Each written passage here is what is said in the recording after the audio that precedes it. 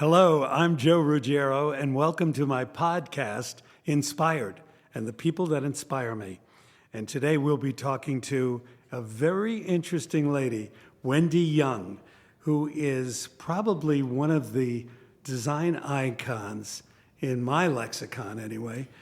She's a full-service design firm, which she founded in 1995.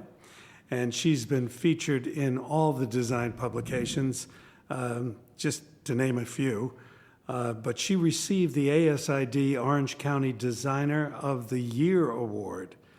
And she's really a talented lady. And I want to get into some of the projects that she's designed here throughout the USA and Mexico. So welcome. Wendi. Thank you. Thank you for having me, Joe. And I'd like to talk about a couple of things. Number one, your project in Kona, Hawaii. Oh, yeah. We completed that a number of years ago, probably 2 years ago, 2 or 3 years ago now. And it was a very special project and for a very special client that I've worked on maybe 12 or 13 projects with. So you've known them for a long I've known them for a long time, yes. Now, how do you ingratiate yourself? Because you become part of the family. I do. I love it. I don't know. It's just a natural process. Whenever I start working with somebody, I really do try to create an environment. And everybody says that, they design specifically for the client and that, it's authentic to them. But I really, really do take that to heart.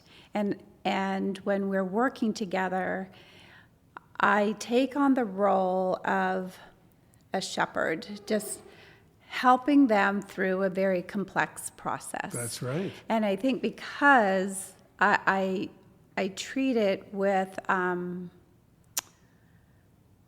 don't know, I have such respect for the people that hire me. I call it compassion. That's right, yes. Yeah, perfect word. That I think we just become very close, and not just from a professional point of view, but also from a personal point of view. Was this a primary residence or a vacation? No, this is a vacation home. And was it difficult, the long distance? Yeah, we found Hawaii to be very funny to deal with. Yes. Because so many vendors, they do not ship to Hawaii. That's right. There are very few vendors that are local to Hawaii, so that part of it was new for us to try and navigate that part of it. But it's fine. I mean, I have an amazing team. I could not do this without them. Very key. And they're the ones that make all that magic happen. Well, tell me about the property, because it has a spectacular view of the water. Yes. And yes. also the thing that impressed me, and you're going to laugh when I say this, but the master bedroom, or the primary bedroom, Yes. I guess is what they call. Yes. It's very serene and very calming. And then you have the two chaises in front of the bed. Yes. How did that evolve? We've done that a couple of times for them now in a primary suite. All of their homes are similar in that they are all very similar in color tone. They are similar in style. I would say her project or her home in Kona is the most different that I've designed, but there are elements that she always wants to instill because she feels like it makes it home. And the first time that I did 2 chaise lounges in front of the television so they could sit by side but still have their own, if one falls asleep and one doesn't, whatever. The first time we did that was in their home in the desert in La Quinta, and then they wanted to reproduce that same furnishing layout in this bedroom in Kona. Well, the thing that is so interesting is the way you design to take in if there's a view and not compete with the view. Yes. And I have great respect for that. Well, I love working in homes with views. To me, they're just as much a part of the environment as the home itself, and to show respect for the fact that these people work very hard to attain something so amazing, Right. and allow them the pleasure of experiencing that on a daily basis. So. Right. So how often did you have to commute? Not too often, because I had worked with them for so long. We work in shorthand, so I didn't have to commute. I think I only flew over there 3 times. Oh, really? Yeah, the first time to see the property, and when we went there to see the property, we were there for 3 or 4 days, and so we were able to take that in. We saw how they lived in the space. It was furnished when they purchased it, so we were going over there to really turn it into something for them, Right. and making it their own. And So- then do you do a storyboard and with fabrics and Yes. what have you? What is Yes. what's your mode of presentation? Old school. I'm old school. My presentations are old school. I know that there's a lot of fancy pants things going on out there, but so when we do a presentation, it's always in person. It is always tactile, meaning we have the actual fabrics, we have finishes, we have stone samples to touch and feel, and wood samples to look at, and I just don't think that a digital presentation does the same thing. So we lay all of that out on the table and go through it piece by piece and You let do a them floor touch plan. and feel. Yes, absolutely. Yeah. So there's a floor plan, furniture plan, and then images of all of the pieces of furniture that we're going to be using, and then Right. the actual fabrics and finishes. Now, Yeah. I also want to talk a little bit about your own home. Yes. Because it's not large, No, it's but tiny. it has some very interesting architectural features. Mm-hmm. I guess it's that area with the vaulted ceiling that Mm. you've done a basket kind of wall. Yes, so that little place, it's in Corona Del Mar. It's a teeny tiny place, and we've slowly been downsizing. My husband and I, we married 23 years ago. You're too young to downsize. Oh, no. So we started big, slowly, found this cute little place in CDM, and it was built in 1937, maybe 39. So I just have a love for old architecture and something that has a little bit of patina and age, and I just love the energy of homes that have been around for a little bit. Is it an old home? Yeah. So When was it built? in 1939, Wow. I do believe. Yeah. That's when the good material was used. Yes. Yeah. So we kept a lot of the charm, parts and pieces that I think make the home charming, and then I completely refurbished, remodeled the rest. Uh-huh. Yeah. Now, you've also worked on a beautiful home in a vineyard Yes. in Loomis. Yes. It's amazing how you know all this. I have some cheat sheets. You do a lot of homework. Yes, this is a project, and Karen, she's photographed all of these. Karen also met them. Karen Millay also met this couple, and this is the 3rd or 4th project I've worked on with them, and it's something that they've always aspired to own, and he feels that my client, the gentleman, feels that it's a bit of a legacy project. Mm-hmm. It's a large home. It's on a vineyard.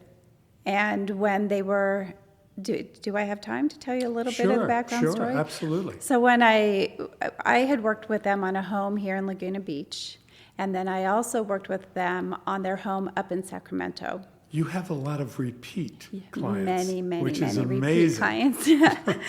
And when they decided that they wanted to purchase or move to a larger residence, something that they would be living in for the rest of their lives, they were considering purchasing a piece of property from a friend. And they flew my whole team out there to take a look at it. We were measuring, we were taking pictures, and then at dinner that evening, I turned to them and I said, "You guys can't buy that house." Why? I said, "It just doesn't suit you. It's not you. We're trying to take this and turn it into something special." And I said, "You guys have worked so hard. Why do you just want to settle?" It I doesn't. love your honesty. It doesn't suit them. And they said, well, I can't repeat what they said because it had a lot of cuss words in it, but they absolutely agreed. And they said, well, okay then, well, we'll call our real estate agent in the morning. So the next morning, the real estate agent had lined up 3 different properties for them to look at. We started that morning looking at each one, or our plan was to look at each one, but the very first one was a large lot. It's 22 acres within a gated development in Loomis. And all we did is we all drove up there in caravan and got out of the car, stood on the property, looked around, and I said, I think this is it. Was the vineyard there? No, it was Oh. just dirt and Wow. and amazing trees. I mean, the oak trees up there are just beautiful. Well, good for you So to be they, so yeah, honest. so they walked around a bit. They came up and they said, "Okay, we're going to buy this piece of property." Have you ever considered real estate? No, I should. You know, that only happened to me once in my life. Our first home that we purchased, my sister came into it and said, "This is not you. This is not for you." And I had already put my money down. And she said, "Well, call up the real estate broker and tell her that your sister, who's very, very fussy, said that it is not for you." And it was the Wow. best decision that we ever made. I was able to get my down payment Wow. back. So But what it did takes she guts. feel? What did she feel was not right about that house for you? It was not, it was the location, it was the town it was in. I won't mention any of those names. It was on the East Coast. Sure. It was more of a summer cottage. It wasn't an all-year kind of cottage. And but the woman who lived there had a wonderful lifestyle. And my sister said, "You're not buying her lifestyle. You're buying the structure." That's right. And that good for you to be able to speak up. So Yeah. let's hear the rest of the story. So then they made an offer. They purchased the house, and within 3 months, they had hired an architect up there. We started on our plans and our drawings for it, and 3 years later, they had that amazing home. He always wanted to be a vintner, or Well, she has a love of wine, not just drinking wine. Right. She does that too, and she does that very well with amazing wine. so do I. But she collects wine. She knows so much about it. They visit Napa often. They have friends in the business, and it just kind of seemed a natural thing to do with that piece of property. So, and they hired a vintner manager. It was pretty And what's the amazing. label? Can you say? I think it's called Lariah. It has not. I mean, they haven't had their first real.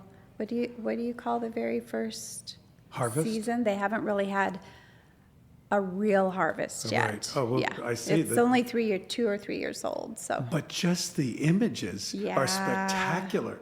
The way you did that outdoor fire pit and the seating area beautiful. Yes. right in the middle of the vineyards. Spectacular.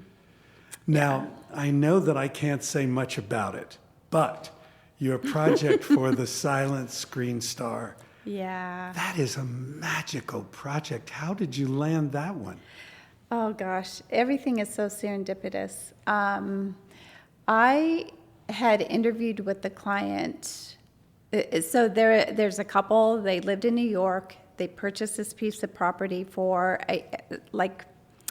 either a second home or someplace where they imagine themselves retiring. In Laguna. In Laguna Beach, yeah, it's in Three Arch Bay.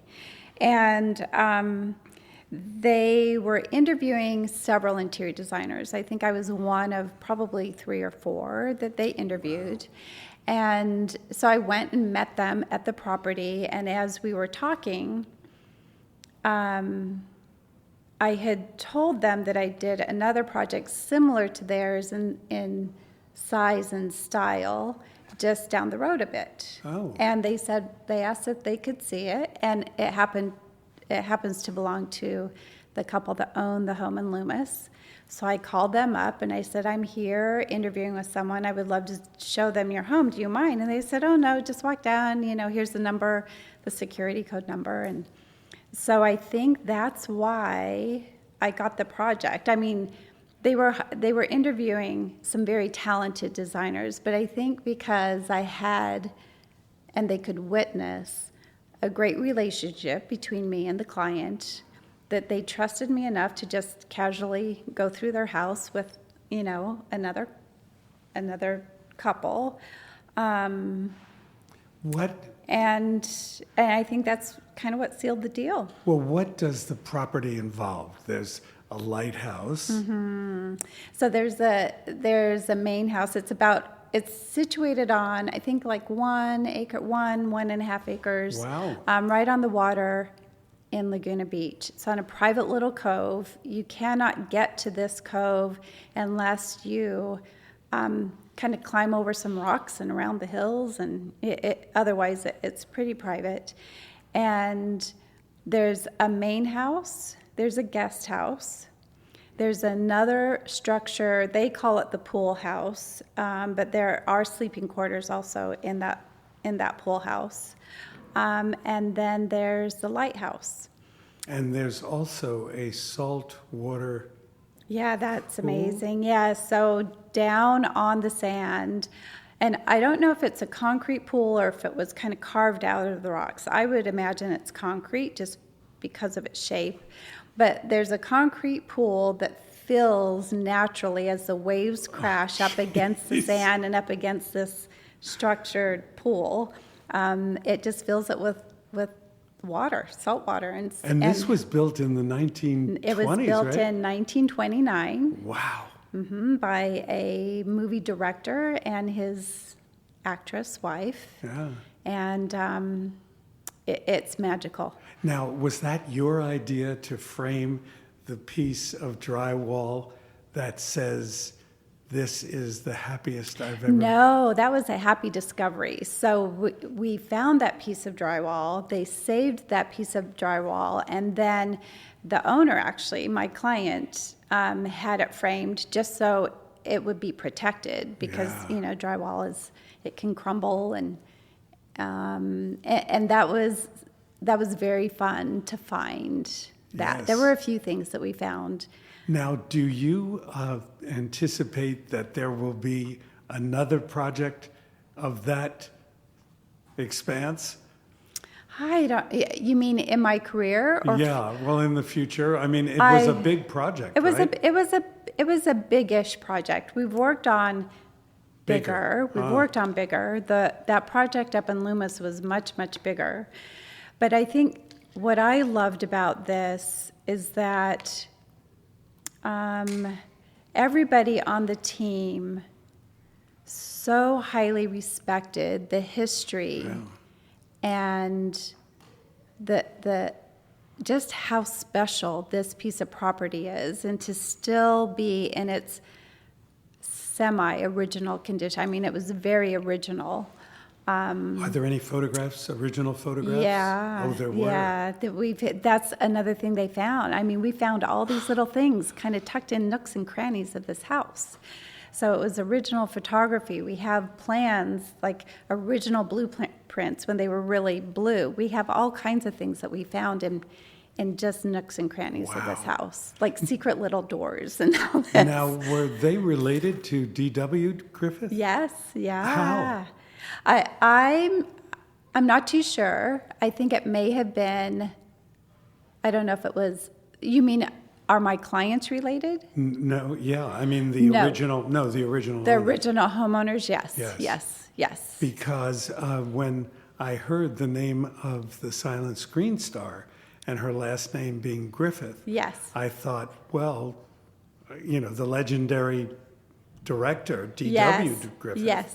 Yes. Is there any relation there? Yes, And they were absolutely. brothers or I cousins? thought that it was, and I might be misspeaking, so don't quote me on this one, but I thought it was a father and then son, but that can't be. The numbers don't work out. So I'm not too sure. But it's loaded with history. Yeah, And I loaded love with history. They were absolutely connected. They say that that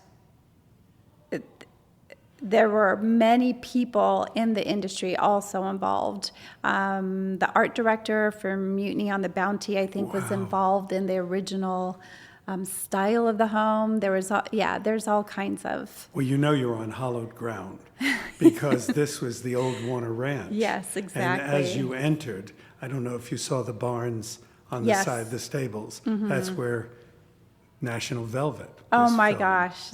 Now I have to look at it Yes, again you as really as I should. drive out. And I think it should be preserved here at the Calabasas Country Club, which we are fortunate to be able to do this podcast. But so interesting to work on history. And Yes. also, have you done any other properties that are historic? No, not like this one. With this one, there was such reverence for it that we all felt, and when I say all, it's the whole entire team, me, the architect, the contractor that was building the home. We were just trying to bring out the original beauty instead of trying to force or strong arm it into being something that it was not. Right. That's So, very interesting. yeah. Very interesting. Yeah. Now, when you were a little kid, because this podcast is called Inspired, did you play with dollhouses or did you have any of this All in your... kinds. I look back now because, when I first kind of thought about it, I thought, well, what is a kid that is, raised in like lower middle class in Salt Lake City, Utah, running around with straggly hair and bare feet and playing with, pollywogs and animals. What is she doing working on projects like this? But when I look back, I was an artistic kid. You love to draw and paint. I loved to draw. I loved to paint. I loved to draw in perspective. I think my first perspective drawing was, I don't know, I think I was 4 years old when I first drew in perspective. And my brother was very artistic. When I grew a little older and had dolls, he made furniture for my dolls. Wow. So there was a lot of influence. Is he still creative? He has since passed, but he was creative until the day he passed. I just find it so interesting, this path we're all on this planet. Well, it is true. And that is the thing that my listeners are so moved by, is how it evolved. How did you get to where you are? And what does the future hold? Right. Do you think you'll ever open a shop? I would like to open something. Maybe it's a shop. I'm not too sure what it is yet. I would like to open something that involves a sense of community. So whether it's a shop or a special events kind of a thing, or I'm not too sure. But Well- I could see that happening. I could see that happening for sure. Because you do have an atelier or an office where you house your staff. Yes. Many Yes. designers combine that with some kind of a, shop. Right, right. I can only think of William Lehman, who has a great shop in Santa Barbara. And of course, I've known he and Bruce Grega from Yes. Chicago. and they are fulfilling their dream in Santa Barbara. And it's the kind of place that I always stop by to visit, because there's always something that you can leave with. Right. That's not expensive. So, Yes. And he has very expensive pieces as well. What is your ideal project? I think every time I think that there's another ideal project out there, I look back, and I've done so many. I have a handful of really beautiful, amazing projects with amazing clients. And I think that's my ideal project. Any advice for designers who might be listening? Listen to your gut or your heart or whatever part of your body speaks to you.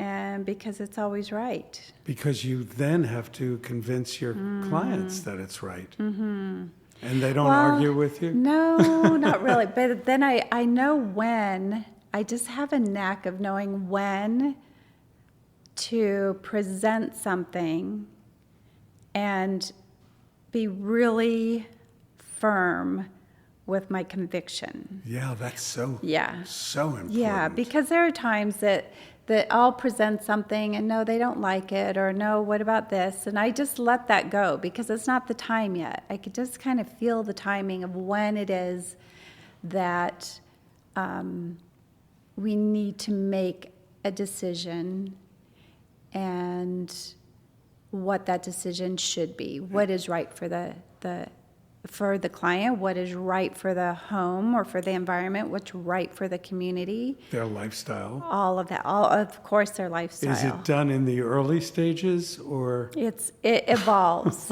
It really does evolve. I had a client once in Berkeley, and I'll never forget this as long as I live. And we had ordered everything. She approved everything. It was great. And we did a presentation very similar to the way you did on a long dining room table. And she stood at the doorway as the furniture was being delivered for the install. And she said, "Oh, no, that is not what I thought. That's going to have to go back." And I said, "Do me a favor, go to work, come back at cocktail hour, and we'll have everything put in its place. And then, if you're unhappy with anything, then I will certainly return it." Well, she absolutely loved everything. Of course. Because it was all put together, Of course, yeah. But she couldn't. They just don't have the make that- vision. They couldn't make that leap from a little swatch to a big sofa. So we usually take about a week to install a full project. Wow. Maybe it's a little more, maybe it's a little day less, but usually it's a full week. And the clients are not. And they have the understanding that that it really takes that long for us to do what we do to make it perfect for them by the time they're invited to come into the home. So they do stay away. Sometimes they're there though. They pop in, they answer questions.